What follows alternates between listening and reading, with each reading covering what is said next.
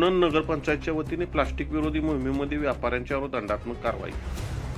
लोणंद शहरामध्ये 1 फेब्रुवारी रोजी आठवड्या बाजारात नगरपंचायतच्या वतीने प्लास्टिक विरोधी पथकाने बेधडक मोहीम राबवून व्यापाऱ्यांच्यावर दंडात्मक कारवाई करण्यात आली व त्यांच्याकडून प्लास्टिक जप्त करण्यात आले।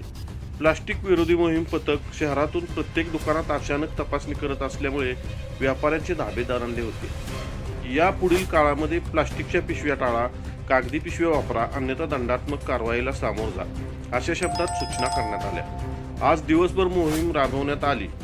मोहिमेमध्ये शंकरराव शेळके, श्रद्धा गर्जे, रामदास तुपे, पोपट क्षीरसागर, बाळकृष्ण बिसे, तानाजी बोडरे, सदाभाऊ शेळके आदी कर्मचारी बहुसंख्येने उपस्थित होते। खबर गावाकडची रिपोर्टर दिलीप वाघमारे, लोणंद।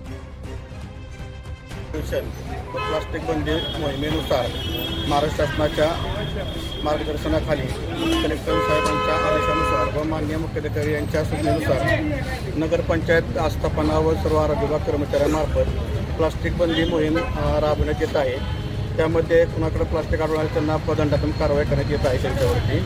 तर इथून पुढे कुठल्याही व्यावसायिकांच्या किंवा आस्थापना ठिकाणी प्लास्टिक आढळून आल्यास त्यांच्यावर नगरपंचायतमार्फत योग्य ती कारवाई करण्यात येईल, याची सर्व नागरिकांनी दक्षता घ्यावी।